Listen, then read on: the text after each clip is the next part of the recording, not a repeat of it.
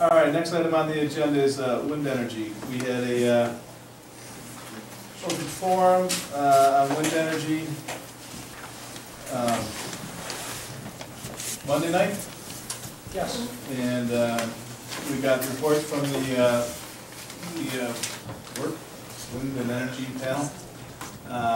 Let me just start off by saying this panel, a few of which are here, did a phenomenal job. The amount of material that they looked through, the information they looked through is incredible. We started the panel with basically 4 people on either side of the fence. Though they didn't come to an open decision, they certainly, I think the discussion sort of ended at either we table this or we certainly don't act until we've found out some more information. But I'd like to say thank you to the people that are here and to everyone who was on that committee, and the exceptional job that you guys did on this 45-page report that I had to read. But it was a great job. So anyone want to make any comments on that? It was pretty well attended. I think there was probably, I don't know how many people there. It was pretty full. Yeah, pretty full downstairs in the auditorium. There's chairs, about 90 people. Yeah, there's 80 chairs and they're standing, people are standing. So. I think we chose 3 panelists that were pro and 3 panelists that were con. And they went very open-minded. That was the question I asked everyone, can you be open-minded? And they all said yes. And I think at the beginning it was a little rocky, but at the end, I saw, as I sat there, 6 people that came together for a common goal. And it was absolutely excellent to hear each and every one of you, what you said, how you worded it, very articulately. The hard work that you put in, it was very, very gratifying to know that we have people that we can turn to and say, would you take a look at this? And you did. And you spent many, many, many hours, and it was very, very much appreciated by the Board of Selectmen and by the town for what you did for the town. It was excellent. I'll add a little more to that if I can. I went last night to lead to the public comment that was open on the wind energy, the wind turbine syndrome report that was issued from the state in January. And there were people in attendance there from Falmouth, Bourne, Shelburne Falls, many other places in Massachusetts, Ridgeline dwellers, and others. And the level of concern that was expressed by some of the people who actually live near these turbines that are installed at this time was overwhelming to me. The anger that was also present with some of them, not with all of them. Some were very well presented and articulated with their concerns. And I'm not going to get on my political soapbox here, but I'm very concerned about this expert panel's report and the dangers of not listening to the people that are living in their turbines now. And the issue that they may place these turbines even closer to residences in the future. And that is of great concern to me. These people are suffering from conditions that can't be disproved or proved. And if we get to a point where we're putting these turbines closer and closer to residences, we may find 10, 15, 20 years down the road what a mistake we've made.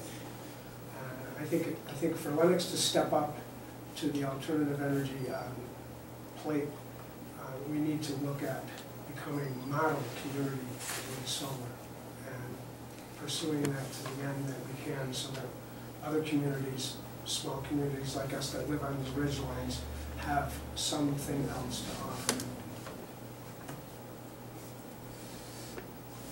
I waited until now to say that. Yes. I always do. Thank you. I mean, I thank that group immensely. They did a terrific job. It was a a task at best when it started, and it certainly ended up with everybody nodding their head and saying, and educating us. I mean, I also read the report plus some of the research, and agree that, I know the charge was specific, talking about specifically Yokun Ridge and wind towers, but I think the research that you did would lead me in a direction that I would question whether I would ever consider wind power as an alternative form of energy, as long as there were other options like solar and hydro. The health thing really bothered me a lot. There were studies up until the 70s that said smoking didn't bother you, wasn't going to hurt you.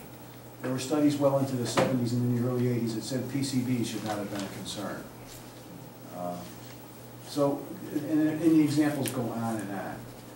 15 years from now, I would not want to be sitting here and have my grandchildren pointing fingers at me saying everyone who lives within, not everyone, but a disproportionate number of people living within a couple of miles of a wind turbine are having learning disabilities, for example, or health issues. And while I'm not trying to employ any scare tactics, the jury's out. Nobody knows for sure. So I would suggest that we really cool our heels. And if we're going to table it and put it on the back burner, that back burner better be all the way to Canada. And then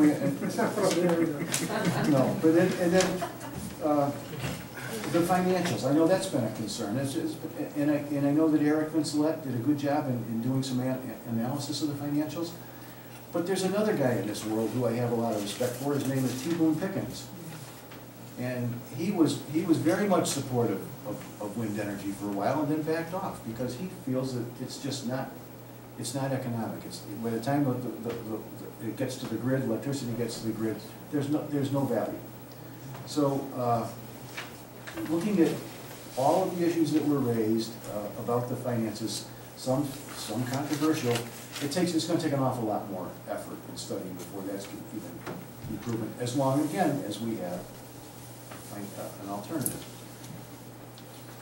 I can't emphasize strongly, and it may cost me politically, but the town of Lenox, and I don't do that, the town of Lenox has no business being in the energy business. None whatsoever. We should not take the risks. We should reap the rewards. I'm not against alternative energy. I'm all for solar, and I'd like to propose at some point in time that we enlist the aid of some of these folks who are on this panel to help us through this minefield of solar. But the fact is, there are vendors out there, proven vendors, who can provide us with discounted electricity, and that's the way to go. We do not belong in the energy business. We're having a hard enough time running a town. So that being said, I go back to my original comment of 6 months ago of the ridge. Yokun Ridge is probably one of the most naturally beautiful things we have here in this town of ours. I think it was National Geographic that said the Berkshires is one of the 7 best or 10 best places to visit. That's worldwide. Worldwide. Why would we want to be encouraging people to visit here and simultaneously destroying its natural beauty? And some people say they like wind towers. Yes, there are people out there who like wind towers. But I'll tell you, some anecdotal evidence that can't be proven, but I run a horseback riding business, and a lot of my business comes from the folks who have units at Vacation Village. A lot of them have come down from Vacation Village and said, we're selling out. We moved up here for the beauty of the area, and now look at our mountain. It's covered with these wind towers. That's not why we moved up here. So, I mean, yes, it's anecdotal. Is it scientifically accurate? No, but it's what people have told me. And I would agree with those statements. I don't think they enhance the beauty of the Berkshires. I would be all for taking every damn cell tower off the mountain and the remains of the fire tower. And I hope that in 10 years, when cell phones are from satellites, that we'll have the opportunity to do that and bring our mountains back to the way that they were for centuries before us. The mountains has changed. I know I said I'd be short, John. The mountains changed. I know that Jill won't believe this, but when Nancy and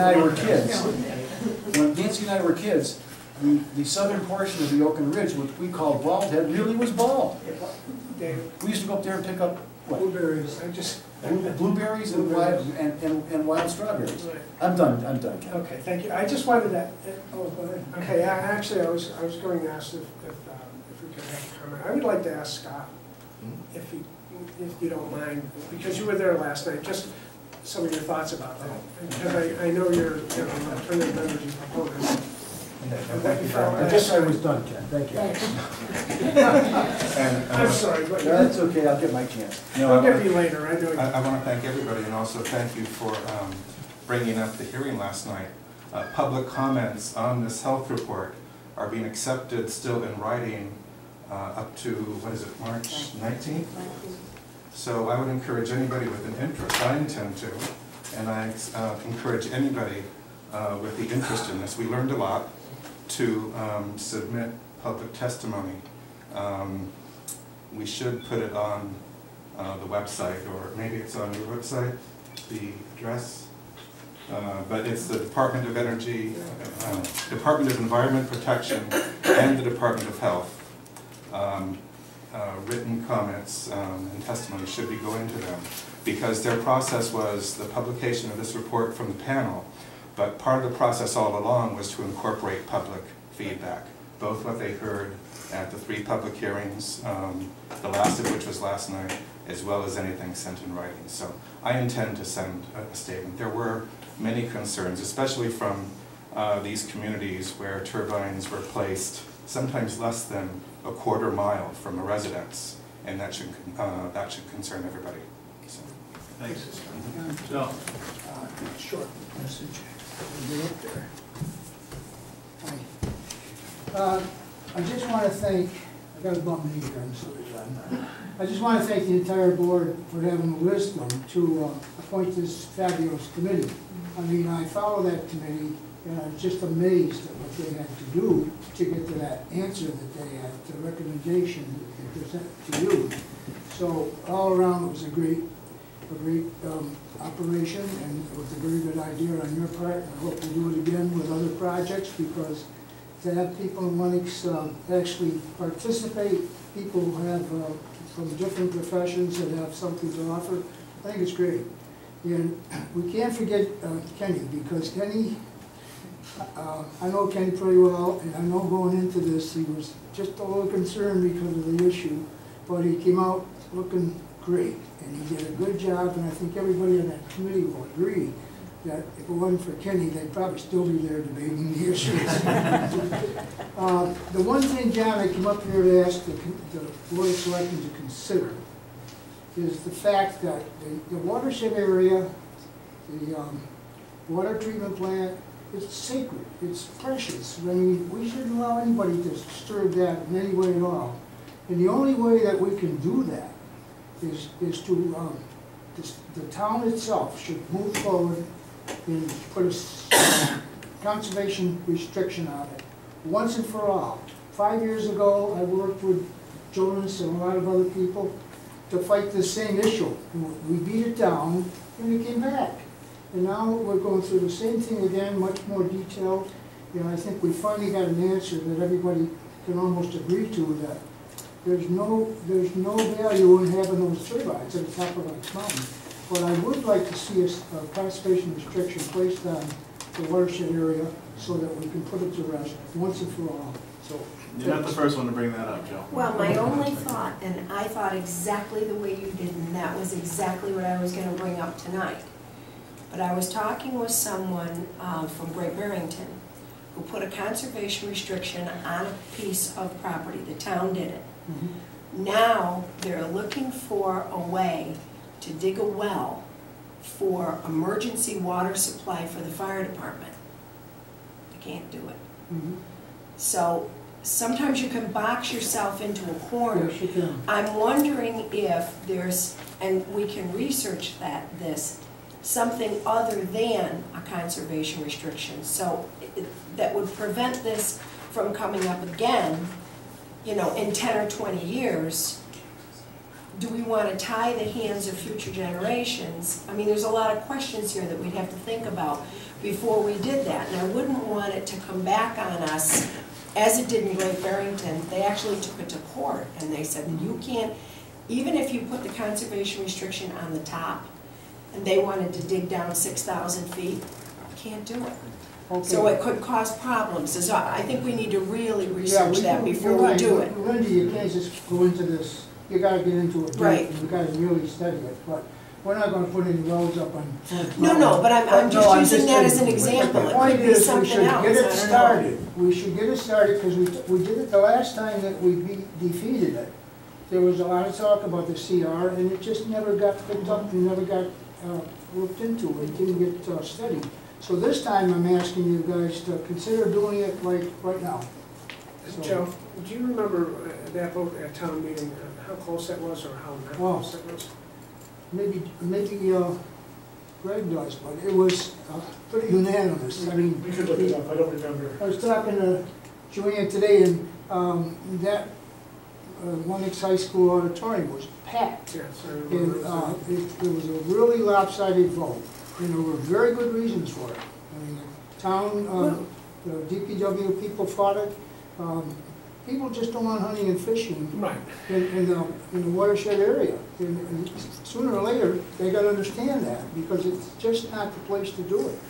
That was the driving force behind the CR at that time, was that it would open it up for recreational use. Mhm. And that was part of that $1 million package. I don't think, if you talk to Jeff, because I talked to him, I don't think he'd have a problem with passive recreation or whatever, Right. getting in and near the reservoir. But hunting and fishing is different, and one of the things that I know that the brooks leading into our reservoir, one comes down from the fire tower. Those, Ricky Fiore and his helper, they have to go in there every 30 days and test the water quality in those brooks. And I sure as hell wouldn't want to be in those woods during hunting season, because that's when you have all the novices and the people that don't even know how to use a gun up there trying to shoot deer. So this is really a sacred piece of property that and I know what Linda's saying, but we've got to do something with it. We've got to protect it. I understand, I just wanted to make sure that I recalled that correctly, that you're buying into not a strict conservation restriction issue there, but we were buying into a recreational You mean use the of the one at the lake. vote at the town? Well, that was coming from the state. And I can tell you, there's a lot of people that have a problem with that also, because they don't want it controlled by the state. Now, the state will tell you, no, we're not gonna control your reservoir, but they're gonna have control of that property. So we shouldn't have that. That's why that got beat on the town meeting floor, and it'll get beat again. If they want to go and try it again, it's going to get beat, so why bother? Let's do it the right way this time. Let's let the town do it, and we'll put it to bed. Well, I think that's definitely an agenda item for a future meeting. Thank you very much. Next meeting, John? Hopefully, it seems like we've already had a bunch the next meeting, we'll have to see, but yeah, I'll try to get it as soon as possible. Okay. Joanne McGee, Lenox. Joe and I did talk today, and I think as we start to explore this, a CR on the watershed, there's a lot that we need to know and understand. And I think, Linda, your comment is an important one. I think for everyone to get comfortable that we're doing the right thing, we'll need to really understand how we want to condition it, who owns it, who oversees it. So I think there's some homework that needs to be done so we can assure the town, if this is the direction which we go, that it's truly in the town's interest, both in terms of protecting the watershed, protecting the land, and making sure we have any use rights we need for the future secured through the way we condition it. So I would just encourage a really hard look at doing it right, but moving ahead with that work now to start that process. We probably need another panel, don't you think? Linda, you got one right there. Thanks for volunteering, Joe, I really appreciate that. I would help. I would definitely help.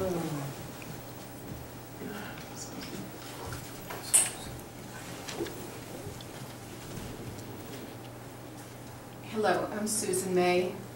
I live in Lenox, and I'm a member of the Lenox Environmental Committee.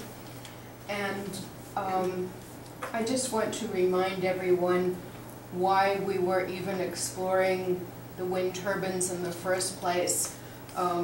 People think of global warming, and they think of the polar bears stranded on the ice, and it seems so far away, but we're not really just talking about the polar bears. We're talking about global warming is really a misnomer. It's extreme weather that we're talking about, extreme weather that's caused by human use of energy. And before I left the house tonight, I heard that there are 19 tornadoes in the last 24 hours in the Midwest with loss of life. Extreme weather, we've had a tornado within the last year here in Massachusetts that still hasn't been cleaned up from. Flooding from Hurricane Irene hit our neighbors in Williamstown and Vermont and upstate New York.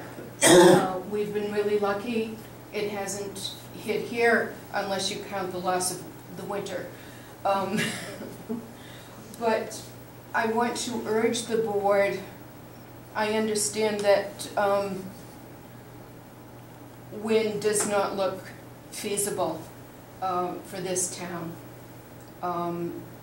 But I want to urge the board and everyone here and everyone listening on television to really look at what can we do.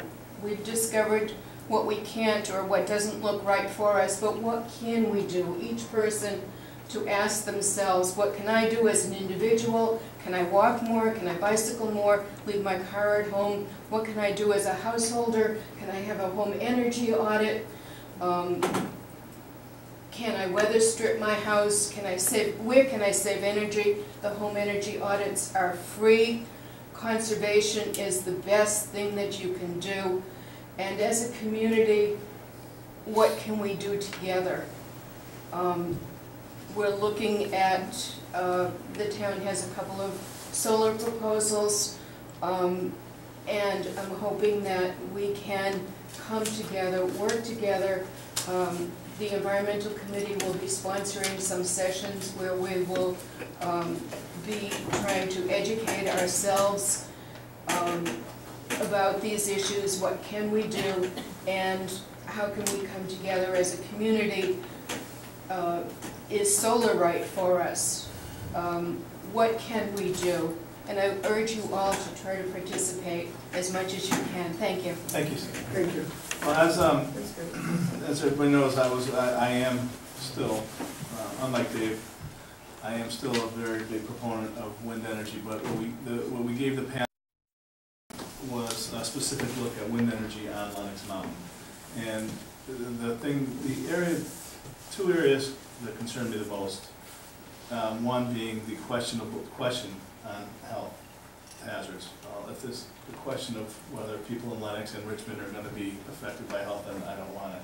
But even more, not even more importantly, but also real estate values. If real estate values are going to drop in houses that are around there, then again, I don't think it's in our best interest to support anything like that. I'm still a believer in wind energy and all alternative energy, but I've just stopped being a believer of wind energy on Lenox Mountain. So, with that said, Jonas, you want to put a quick comment, and then we'll put this into bed.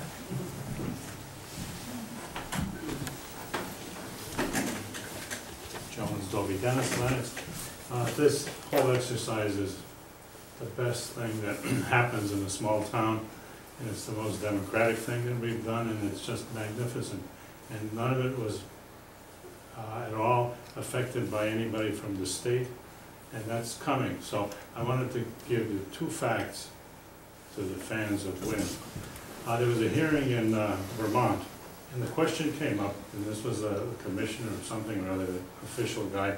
The question came up, what would it take to fulfill the quota, which is under law in Vermont, to build out the number of windmills? How many, so the guy said, well, I knew you'd ask that question, and the answer is not very good. It would take 320 miles of ridgeline. Think about it. In Massachusetts, I don't know that number, but the number that came up in one of the newspaper stories is that it will take $3.2 billion to build out what Patrick is mandating for the state, for wind. So, think about it, this is not alternate energy, this is alternate pollution. Thank you. All right, so I think, You have to make a motion. okay, I think someone wants to make a motion. If everybody's done. Yes. I- Everyone's on whether they like it or not. Okay.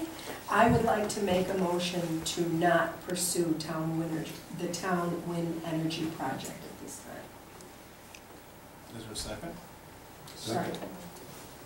Discussion. I just want to add one quick comment. Last night at this meeting, we were lauded by one of the people who got up at the microphone as to how we conducted ourselves in our study of the feasibility of turbines on Lenox Mountain. And the idea was put forth that everyone else modeled themselves after us. Again, thank you. Good. Thank you. You hire yourselves out. The traveling wind panel. Any more discussion? Use it for the solar. Yes. In your motion, are you, you're at this time, you said, so you're tabling it then, or is it the way It's you're off the books. reading? It's off the books. Off the books, okay. Yeah, I'd like to include Joe's observations in a discussion at a subsequent meeting as quickly as we can. Yeah, I we'll would look make at that it. part of the motion. Yeah, we're I'm not gonna, gonna make that part of the motion, just make it part We're of the still in I the discussion. gave it to middle of the Greg motion. for the, Make it part of the discussion. motion's up, this is All right. discussion. Jesus, Kenny shut me off, you shut me off.